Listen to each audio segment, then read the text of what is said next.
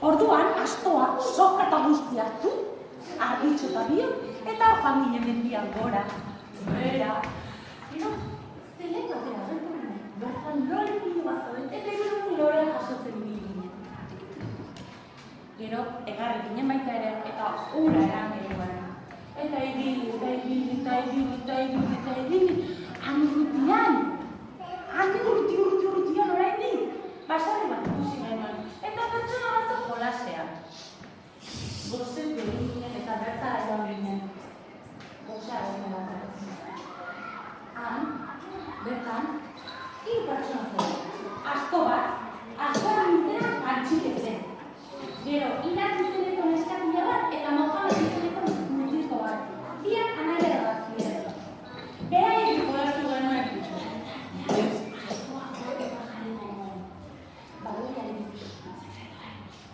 Baloiarekin jolastu genuen, alde batera eta bestera. Eta eguerdi iritsi zen, eta orduan, bai Irak eta bai Mohameden aintez, esan zeguten ea bazkaltzen egin beraien. Guk bai ez, baina eta nahi nio bazkaltzea.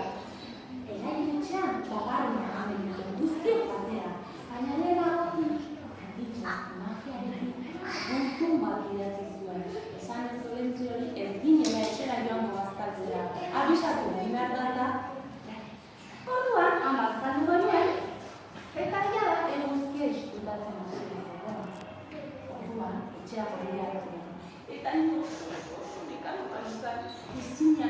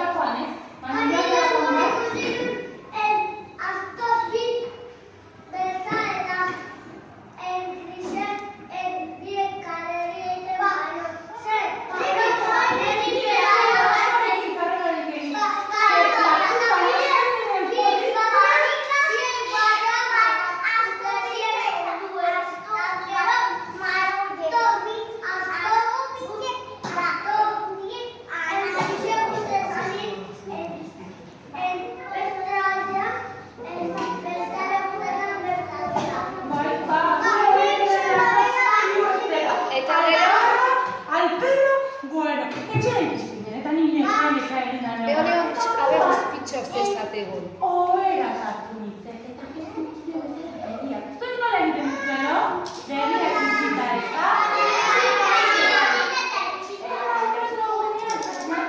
Eta nagiak atera dituen. Zuek nola teatzen, nagiak?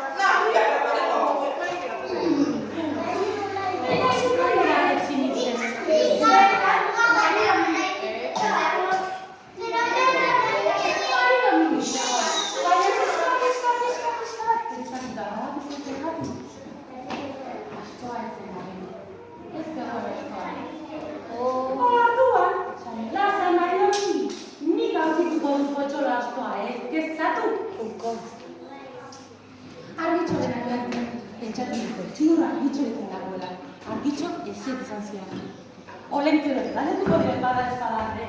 Olentzero esan zian. Eta orain zer? Euskal Herriko ume guztiak, zue guztiak, kanpokoak zuen anai arrebak izeo, osabalen guzuak, aturasoak, anai arrebak opari gabe geratuko dira.